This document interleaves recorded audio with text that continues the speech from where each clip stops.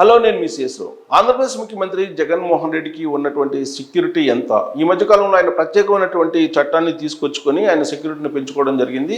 ఆయనకు ఉన్నటువంటి సెక్యూరిటీ ఏంటి, ఎన్ని అంచెల్లో ఆయనకు సెక్యూరిటీ కల్పిస్తున్నారు అనే దాని మీద మనం ఒకసారి పరిశీలిస్తే కనుక జగన్మోహన్ రెడ్డి సెక్యూరిటీ వచ్చేసి స్పెషల్ సెక్యూరిటీ గ్రూప్ని ఏర్పాటు చేస్తున్నారు. ఇటీవల కాలంలో ఎస్ఎస్జి గ్రూప్ అంటారు, special security group.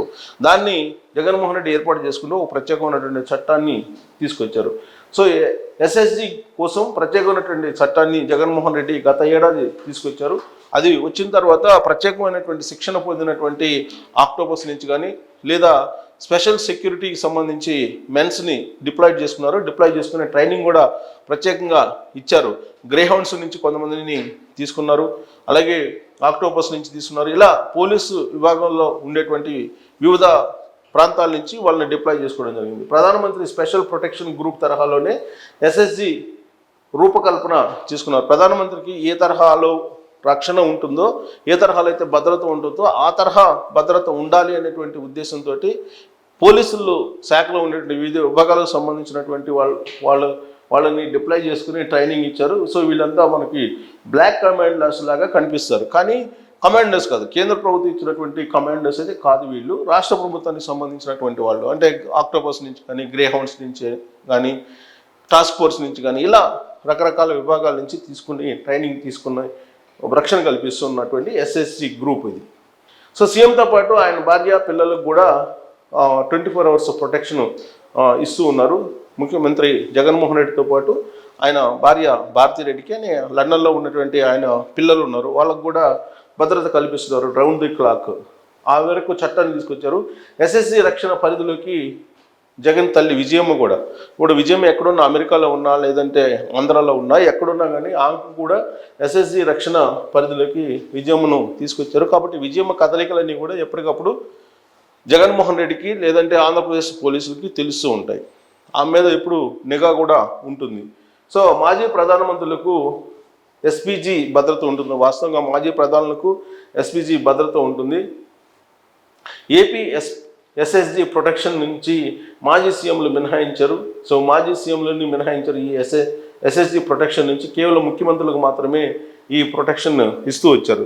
So Z+ కేటగిరీలో సీఎం రక్షణకు 300 మంది భద్రత. వాస్తవంగా Z+ కేటగిరీ జగన్మోహన్ రెడ్డికి కూడా ఉంది. అయితే రాష్ట్ర ప్రభుత్వానికి సంబంధించినటువంటి పోలీస్ సంబంధించినటువంటి నిష్ణాతులైనటువంటి వాళ్ళకి రక్షణ కల్పిస్తారు జగన్మోహన్ రెడ్డికి. బట్ Z+ కేటగిరీ అంటాడు, Z+ కేటగిరీ తరహా భద్రత కల్పిస్తూ ప్రత్యేకమైన చట్టాన్ని తీసుకొచ్చారు. అదే Z+ని లోకేష్కి ఇచ్చారు. అది కేంద్ర ప్రభుత్వం ఇచ్చింది. కేంద్ర ప్రభుత్వం కమాండోలను పంపించింది. సో వాళ్ళు ఆ ట్రైనింగ్ వేరే ఉంటుంది, రాష్ట్ర ప్రభుత్వానికి సంబంధించిన ట్రైనింగ్ వేరే ఉంటుంది. సో Z+ కేటగిరీలో సీఎం రక్షణ ప్రస్తుతం ఉంది. 300 మంది సుమారుగా పనిచేస్తూ ఉంటారు.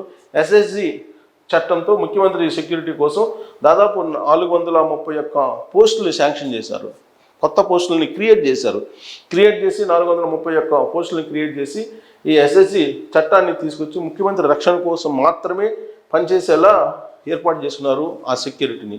సో జగన్మోహన్ రెడ్డి భద్రతకు సంబంధించి చాలా చర్యలు తీసుకున్నారు. అయినప్పటికీ కూడా జగన్మోహన్ రెడ్డి మీద రాయి దాడి జరిగింది. మొత్తం 5 అంచెల భద్రతను జగన్మోహన్ రెడ్డికి ఇస్తూ ఉంటారు. సాధారణంగా ఆయన ఎక్కడికైనా వెళ్తున్నప్పుడు ఈ మధ్యకాలంలో హెలికాప్టర్లో తప్ప ఆయన ఎప్పుడు కూడా రోడ్డు మార్గాన ప్రయాణం చేయలేదు. కనీసం 5-6 కిలోమీటర్లకు కూడా ఆయన హెలికాప్టర్లను మాత్రమే వాడారు. ఇప్పుడు ఎన్నికల సమయం కాబట్టి ప్రస్తుతం అయితే రోడ్డు మార్గంలో ఆయన ప్రయాణం చేస్తున్నారు. అయినప్పటికీ కూడా దాదాపు 3 బస్సులు విలాసవంతమైనటువంటి ఇంటీరియర్ డెకరేషన్తో పాటు సీసీ కెమెరాలు మొత్తం 360 degrees యాంగిల్స్లో షూట్ చేసేలా ఆ బస్సులను తయారు చేశారు. వాటికి బుల్లెట్ ప్రూఫ్ తయారు చేశారు, బుల్లెట్ ప్రూఫ్ వాహనాలు తయారు చేశారు. ఆ వాహనాలు జగన్మోహన్ రెడ్డి తోటి ఫాలో అవుతూ ఉంటాయి. అలాగే భద్రత కూడా దాదాపు 400 వరకు అఫీషియల్గా 300 మందిని శాంక్షన్ చేశారు. ఎస్ఎస్జి గ్రూప్ కింద 431 పోస్టుకు ఆ చట్టాన్ని తయారు చేశారు. ప్లస్ వీళ్ళు కాకుండా లోకల్గా ఉండేటువంటి సెక్యూరిటీ, ఏ జిల్లాకి వెళ్తే ఆ జిల్లాకు సంబంధించిన సెక్యూరిటీ కూడా ఉంటుంది అదనంగా. అంటే ఈ 300 మంది క్లోజ్ సర్కిల్లో ఉంటారు. 300 మంది క్లోజ్ సర్కిల్లో ఉంటారు. బస్కి ఒక 100 feet అటు, ఒక 100 feet రెండో వైపు, అంటే 100 feet దాదాపుగా ఈ మొత్తం 300 మంది మోహరించి ఉంటారు. అలాగే బస్ మీద ఆయన చుట్టూ కూడా బ్లాక్ కమాండర్స్ లాగా ఉంటారు బ్లాక్ డ్రెస్లు వేసుకొని. అలాగే వాళ్ళు ఎప్పుడు కూడా బుల్లెట్ ప్రూఫ్ జాకెట్స్ లాంటివి వాళ్ళ చేతిలో ఉంటాయి. ఆ బుల్లెట్ ప్రూఫ్ జాకెట్లు ఎప్పుడైనా దాడి చేసినప్పుడు ఇమీడియట్గా వాటిని అడ్డం పెడుతూ ఉంటారు. అలాగే ప్రొటెక్షన్ కోసం కూడా పోలీస్ ప్రొటెక్షన్ ఉంటాయి, అవి కూడా పెడుతూ ఉంటారు షీట్లు, అవి కూడా ఎప్పుడు అందుబాటులో ఉంటాయి. సో ఏదైనా సరే దాడి జరగబోతుంది అనేటువంటి సమాచారం రాగానే ఇమీడియట్గా వాళ్ళు 300 మంది కూడా ఒక సెక్యూరిటీగా ఏర్పడతారు. కాబట్టి చీమ దూరడానికి కూడా అవకాశం లేకుండా భద్రతను కల్పించుకున్నారు జగన్మోహన్ రెడ్డి. అయినప్పటికీ కూడా విజయవాడలో శనివారం రోజున ఒక రాయి దాడి జరిగింది. రాయి విసిరినటువంటి యువకుడు కూడా దొరికాడని చెప్తున్నారు. 48 అవర్స్ అయింది ఇప్పటికీ అది జరిగి, దాటిపోయింది కూడా.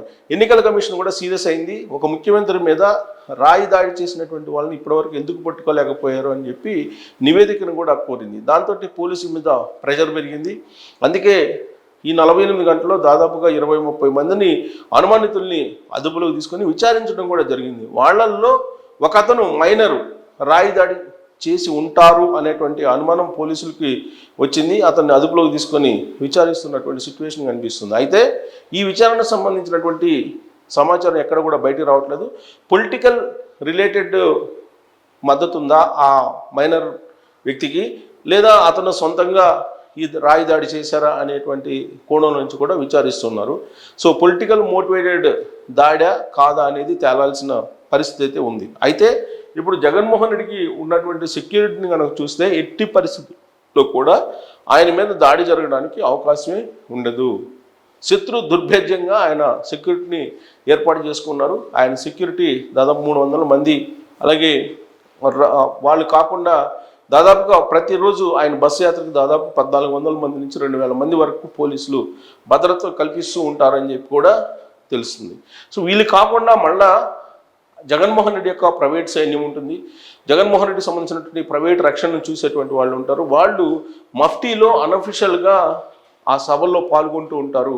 ప్రతి సభలో కూడా ఒక 400 మంది ఆయన నుంచి 500 మంది వరకు ఈ మఫ్టీలోనే కొంతమంది తిరుగుతూ ఉంటారు. వాళ్ళలో మళ్ళీ ఐపాక్ టీం కూడా ఒక 200 మంది ఉంటారని చెప్పి తెలుస్తుంది. సో మఫ్టీలో కాకుండా అఫీషియల్గా డ్రెస్లో ఉండేటువంటి వాళ్ళే 300 మంది, ప్లస్ ప్రతిరోజు ప్రోగ్రాంకు సంబంధించి ఆ జిల్లాలకు సంబంధించి పోలీసులు డిప్లాయ్ అయ్యే వాళ్ళు వాళ్ళక 1400 మంది ఉంటారు. టోటల్గా యావరేజ్ని తీసుకుంటే 2000 మంది జగన్మోహన్ రెడ్డి ప్రొటెక్షన్ కోసం ప్రతిరోజు పనిచేస్తూ ఉంటారు. దీంతోపాటు ఆయన ఎక్కడికి వెళ్ళినా కానీ 2 రోజులు ముందుగానే ఆ ప్రాంతాన్ని మొత్తాన్ని కూడా వాళ్ళు అండర్లోకి తీసుకుంటారు. తీసుకొని డ్రోన్ కెమెరాస్ని ప్రయోగించి ఆ ప్రాంతాన్ని మొత్తాన్ని కూడా షూట్ చేస్తూ ఉంటారు. షూట్ చేసి చాలా క్లియర్గా ఆ ప్రాంతాన్ని నిశ్చితంగా పరిశీలించిన తర్వాత గ్రీన్ సిగ్నల్ ఇచ్చిన తర్వాతనే జగన్మోహన్ రెడ్డిని అలౌ చేస్తూ ఉంటారు పర్యటనకి. ఇంత సెక్యూరిటీ ఉంది అంటే Z+ కేటగిరీ రాష్ట్రానికి సంబంధించినటువంటి పోలీసులతోటి జగన్మోహన్ రెడ్డి ఏర్పాటు చేస్తున్నారు. ఇప్పటి వరకు కూడా ఎవరు ఏ ముఖ్యమంత్రి కూడా ఒక ప్రత్యేకమైనటువంటి చట్టాన్ని తీసుకొచ్చుకొని భద్రతను ఈ స్థాయిలో కల్పించుకున్నటువంటి ముఖ్యమంత్రి ఎవరు దాదాపుగా లేరు, ఒక జగన్మోహన్ రెడ్డి తప్ప. అయినప్పటికీ ఆయనకు మాత్రం ఇప్పుడు రోడ్డు షోలు చేయడానికి కానీ, అలాగే రోడ్డు మార్గంలో ప్రయాణించి ప్రచారం చేయడానికి కానీ అనుకూలమైనటువంటి పరిస్థితులు లేవు అనేది నిఘా వర్గాలు చెప్తూ ఉన్నాయి. నిఘా వర్గాలు కూడా ఆయన అండర్లోనే పనిచేస్తూ ఉంటాయి.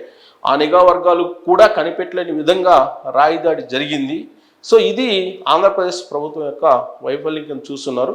బట్ ఆయన సెక్యూరిటీ మరి రాబోయే రోజుల్లో మరింత పెంచుతారా, లేదంటే Z+ తోటే ఉంచారా, లేదంటే ఇంకొక ప్లస్ని కలిపి Z++ సెక్యూరిటీని తీసుకుంటారనేది మనం చూడాల్సి ఉంది. Thank you very much.